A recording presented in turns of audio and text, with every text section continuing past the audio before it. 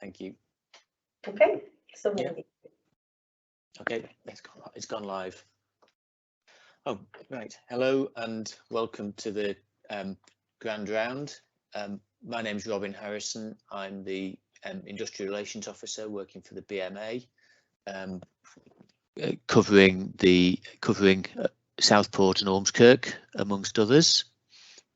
I decided today that I would change my sort of advertised presentation and talk a little bit about some elements of the 2016 junior doctor contract, particularly work scheduling and exception reporting. And the reason I suggested we do that is you may be aware that Sharon Gardner is in the process of stepping down as the Guardian of Safe Working, and Sharon has done a great job over the last 2 or 3 years in that role. Which a week or two ago, she distributed some thoughts on the exception reporting process. Some that it's working well, some that it's working less well in the trust. In particular, she was encouraged that the number of exception reports was increasing. So, as we'll see in the presentation, that issues are being reported.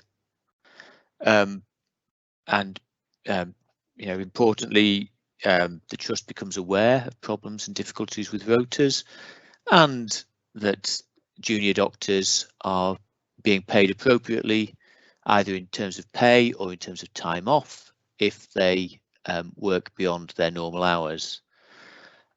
It's also other things, however, I think were less encouraging. Exception reports are taking a long time to be dealt with, and I'll come on to the process for that in the presentation.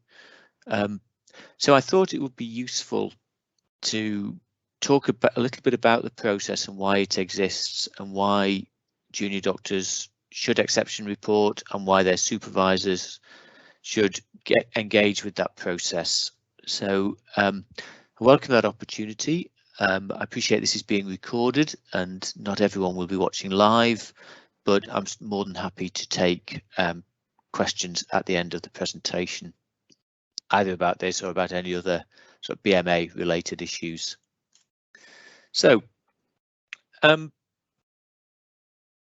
a junior doctor, when a junior doctor changes jobs, moves jobs, starts a new job, there are 2 things that they should receive. One is a contract of employment, and I would encourage you to use the BMA contract checking service to check that that contract is appropriate, it meets all the standard terms and conditions and is compliant with national terms and conditions, and the email address is there to do that. But you should also receive a work schedule which sets out your rota, your pay, and importantly, your training requirements.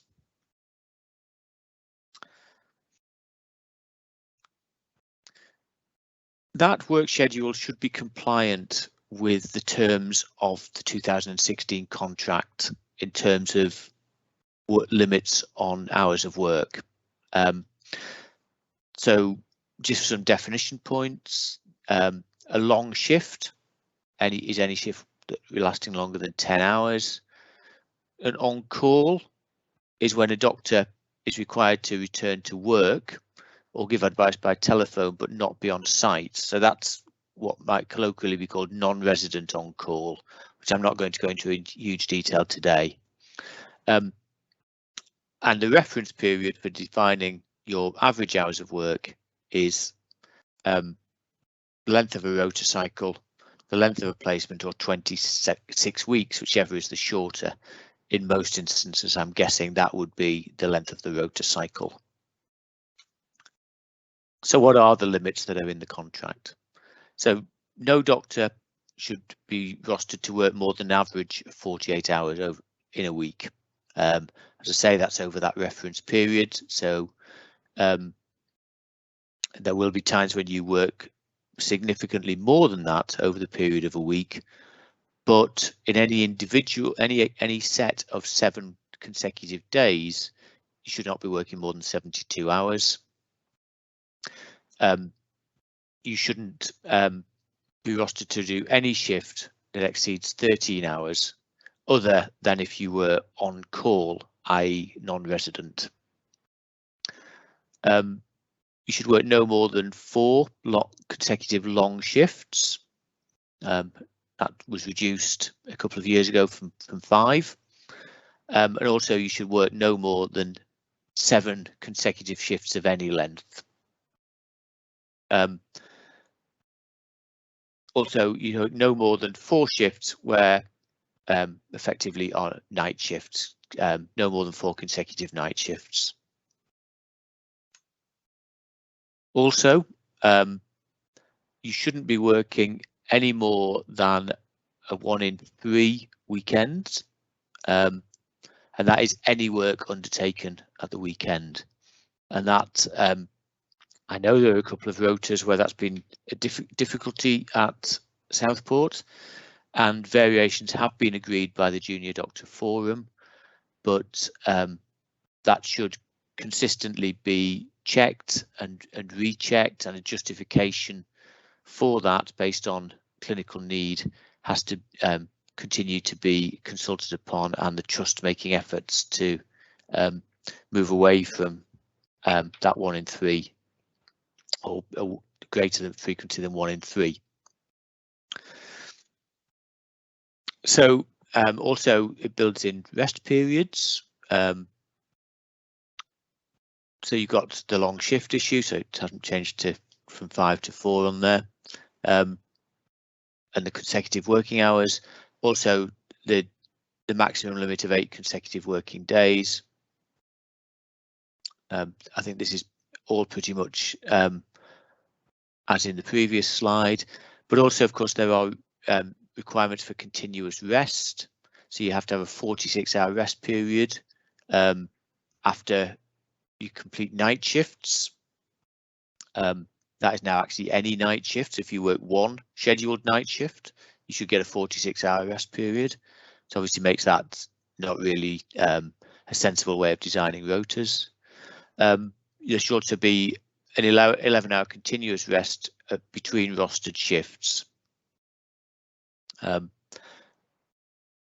Any breach of that, you should get time off in lieu, which must be given within that 24-hour period. So the principle being there that if you've had insufficient rest, you're given compensatory rest, and you're given it quickly, because the issue is about the junior doctor's tiredness. The other issue is that breaks. So you should have at least 1 30-minute paid break for any shift that is rostered to last more than 5 hours, and a second if it's when the shift is due to work more for more than 9 hours. On the night shift lasting more than 12 hours, you should get a third 30-minute paid break. Now, we all know there are some significant difficulties in achieving that, but actually that's where that is there in the contract. There is a requirement to take them flexibly, evenly spaced where possible, and they can be combined if necessary, if that's the requirement. So they're also, you could get, I wouldn't suggest combining 3 into 1.5 hour break, but you might have an hour break and a half-hour break in your night shift. So why are these important? Because those requirements in the contract then have to go into your rota design and into your work schedule design. So what a work schedule is essentially a document that sets out your working pattern, your working commitments, and your training commitments. For more senior doctors, it's somewhat akin to a consultant or an SAS doctor's job plan. So it's not simply a timetable, but it also, as I say, includes those training commitments as well. You should receive a generic work schedule, which sets out your working hours for full-time trainee between 40 and 48 hours is a definition of a full-time work schedule, and again needs to be averaged over that time frame needs to be averaged over the length of the rota cycle. The schedule must be set according to those safe working limits which I've just talked about earlier, and that it becomes the basis on which employers ensure that those requirements are met and that junior doctors have safe working hours and also meet their training needs. An important fact, which I think is quite often not happening, and I don't know whether it's true in departments in Southport, but that generic schedule should be used by the junior and your educational supervisor to create a personalised work schedule which sets out, again, your training requirements, your needs, includes which clinics you may go to, which theatre sessions you'd be expected to go to, and potentially the educational value from those. And this is really important when we come to talk about exception reporting, that you have a personalised work schedule. The work schedule must, at a minimum, there must be, an educational review at the and work schedule discussion at the start and the end of your placement. I think best practice would be they would happen in interim periods as well. It's important that the schedule is used then as the basis on which the junior doctor and their supervisor can actually measure progress in the post. Have the expectations been met? Have the expectations on the junior doctor been delivered? Also, it's important that they're used to assess whether there's any requirement for any change in support or resources. And again, if you're a more senior doctor, that would be the sort of discussion you would expect to have in your job planning discussion as well. That requirement, what support and resources do I need to achieve the objectives that have been set, and not dissimilar here from the training requirements, the training objectives that a trainee would have. I think any problems or changes in circumstances need to be discussed at those meetings as well. So the work schedule meetings and the regular meetings with your supervisor are very important. So what is exception reporting? Essentially, it is, as it says there, the mechanism for safeguarding junior doctors against breaches of your safe working hours limits and missed training opportunities which have been agreed in your work schedule. It's called an exception report because what you're doing is what it requires, or is an exception to be reported where there is a variation or an exception from that work schedule. So exception reports can be used if you work over your scheduled hours or you miss a training opportunity. You could submit an exception report, which has to be electronic, and it goes directly to your educational supervisor. It is then, if it's somewhat you've had to work beyond your scheduled hours, it will be copied to the Guardian of Safe Working Hours, or if it's a training opportunity missed, then it goes to the Director of Medical Education. Now, at this point, I think it's very important to stress that an education exception report or an education exception is not merely where you've not been able to get to teaching, or you've not, you've missed a formal teaching session. I think it's also important if you've had to undertake work or different work at a time when you would have been undertaking something which would be educationally valuable. So if you are scheduled to be in a clinic, which is you would see as a fundamental part of your medical education, but you had to do more routine work for whatever reason that had less or limited educational value, that should be reported as a training breach. It's probably not an hours breach because you're at work doing the same hours, but you're not doing the work that you're expected to do, and it has a potential detriment on your training. So don't just think of training breaches as missing formal training. It's any variation to your work activity where the educational value of what you're doing was less than should have been expected. And I think it is important that you log those in extreme examples. You can have a situation where someone's ARCP, something is questioned, and you may be able to point to exception reports you've put in, pointing out how you've missed this opportunity or that opportunity on a regular basis, and it gives you an ability to point out that any difficulties you've had have been sort of structural, if you like, rather than personal. From a contractual point of view, you have to submit an exception report within 14 days. And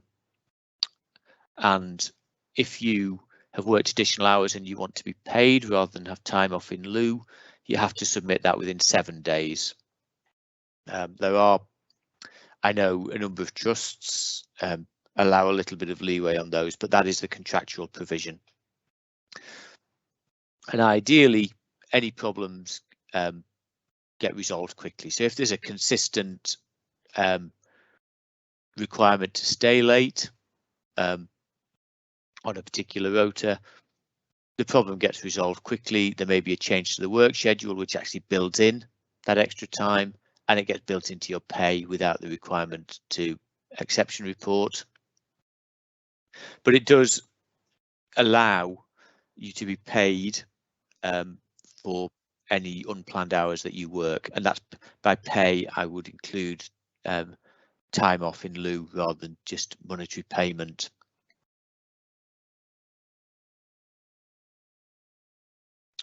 There are breaches of the contract and of work schedules that bring a financial penalty onto the trust. So certainly exception reports can be submitted for breaches even when the upper hours limits have not been worked.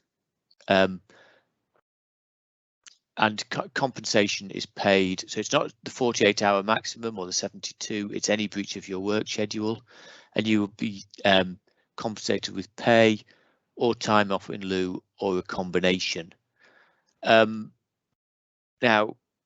the default, there's an argument, I think quite a coherent argument, that the standard should be time off in lieu. You've worked more hours than you were scheduled to do. The reason the requirements are there are to avoid doctors becoming overly tired by working more hours than they should. I think the default position really should be time off in lieu, but there is the option, and it is the doctor's choice to opt to be paid for additional hours worked. But there are, of course, instances where exception reports may reveal that actually it isn't just a breach of the work schedule. There's actually breach of those safety limits I talked about in the first part of the presentation. So it may be you find that the 48-hour average working week has been breached, or the 72 hours in any 7 days, or the rest requirements. And also where breaks have been missed, and this incurs a financial penalty where breaks have been missed on at least 25% of occasions.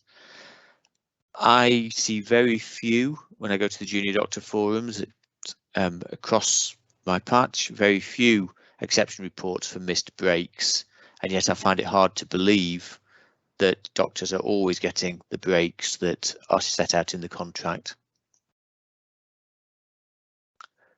So what happens if there is a breach of those contractual requirements? The doctor is paid at what's known as the penalty rate, and the guardian levies a fine on the department employing the doctor for those additional hours worked. And the money raised through those fines must be used to the benefit of junior doctors in their education and their training. I don't know how many fines there has been at Southport, probably not that many as far as I'm aware, but those funds become available. So what actually happens? What would the pay be? So if you are, if those rates are those breaches where a fine is important are levied, the penalty rate requires that the doctor would be paid time and a half of the locum rate for hours worked beyond the contractual limits, including the night rate if it's for enhanced time, so if it's a weekend or if it's if it's overnight, but also there is then a fine levied, which is 4 times the hourly rate minus, well, that's the total, so you minus the money that's actually been paid to the doctor, and that's the money then that becomes available for distribution via the Junior Doctor Forum for the benefit of junior doctors. So there is some benefit for yourselves in reporting, and of course there's benefit from your colleagues in terms of reporting, both in terms of financial benefit, but also potentially the changes of contract. So what is exception reporting? How do you do it? You should be aware the Trust has an electronic system for reporting. You should all have been sent logins and guidance on how to complete. You report any variation, as I've said, from your work schedule within 7 days. If you want payment, within 14 days in total. You should then have a meeting with your educational supervisor to review the exception within 7 days, and you agree either toil or time off in lieu or pay, stroke, and or the way to address the problem. Now, what I would say is the system of exception reporting allows your supervisor to say, having reviewed it and looked at the circumstances, may say, I'm not sure that was a valid exception. You didn't need to stay late. You could have got to that educational thing. You made a conscious choice. And there are means by which you can dispute and challenge that decision. But what I think that leads to is you shouldn't be shy of putting in exception reports. They can, if in doubt, put an exception report in. If you feel you've had to work longer or you've had to do something that required you to miss an educational opportunity, put in the exception report, and if in doubt, your supervisor will have the conversation with you and say, actually, in this instance, I've investigated and you didn't need to stay late, etc. The vast majority of times, I see very few of those, the vast majority of time, the supervisor reviews and you agreed that you get time off in lieu or you get payment.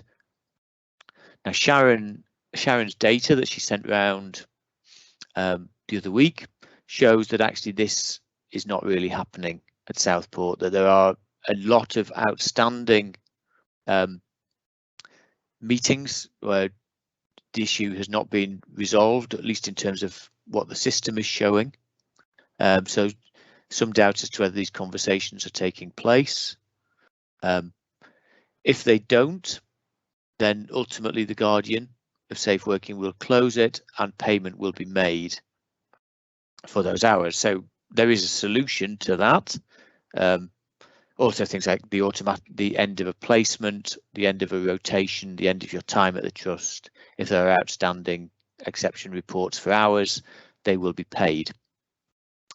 However, that's still a problem because, as I said before, in many ways, the recompense for having to work too many hours should be to work fewer hours, i.e. get time off in lieu. So, although payment happens, it really it's not ideal that these meetings are not happening. And I think it's important that educational supervisors make sure these meetings happen, and that trainees contact their supervisor to make sure that these reviews do happen. If you do have any concerns, contact the Guardian. Currently still Sharon Gardner, although, as I say, she's stepping down, and my understanding is there is a recruitment process underway.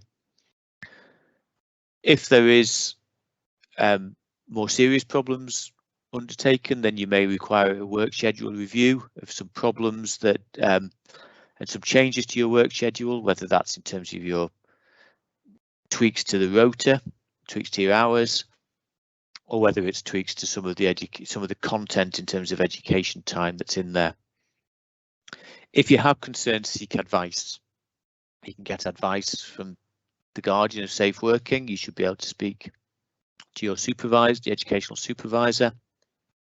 Ultimately, you can take advice if you're a BMA member by phoning the BMA helpline. I think it is very, very important, and I think it's not just the BMA saying this, I think that the Trust would say this, that all differences from work schedules are reported, so that action can be taken and that patient safety can be ensured. I think it's, I'm just going to end really by saying that it's important to think of exception reporting as well as being a neutral process. It is simply reporting on factual occurrences which usually occur at the fault of no one. It isn't a reflection on anyone as a trainee or anyone's supervision or any department's operation. It's simply a fact of life that there are times when the working lives of a doctor don't run to the plan as set out in a work schedule. It is expected there will be exception reports. Put them in, and that will allow the differentiation between those that are systemic and need looking at in terms of changes to work schedule and changes to practice, and those that really are just facts of life. You had a particularly sick patient, you had a colleague who was off sick, and you were short of doctors. But it's important that all of those are reported. Okay, just to end really with a BMA plug. I'll leave that up. Some of the reasons to join the BMA, top reasons, and also we have a 1 month.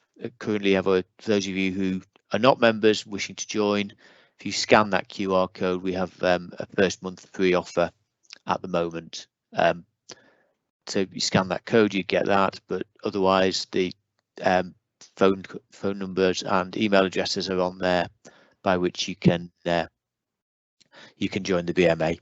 Can I just add, sorry, Robin, if anybody does have any questions on membership, if you're thinking of joining but you have a question beforehand, you can see my email address on the slide as well, which is kroads@bma.org.uk. Please feel free to reach out. I would love to hear from you. Thank you, Robin. Okay, thanks, Kirsty. And if anyone's got any questions, please feel free to ask them. I'll stop sharing the screen so that I can see, and if anyone has any questions, please feel free. Or if not, you can contact me on rharrison@bma.org.uk if you have any questions afterwards. Thank you. Thanks, Robin. We don't have any questions in our chat box, but if we do get some, I'll forward them on to you by email. Thanks very much. Thank you. Bye. Bye. Thank you. Thanks, everyone.